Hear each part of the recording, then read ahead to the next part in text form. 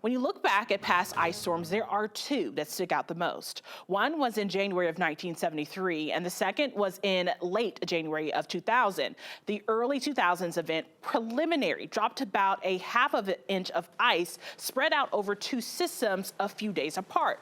That storm caused significant travel problems and scattered power outages. It's a good reminder of what ice can do, even when totals don't sound extreme.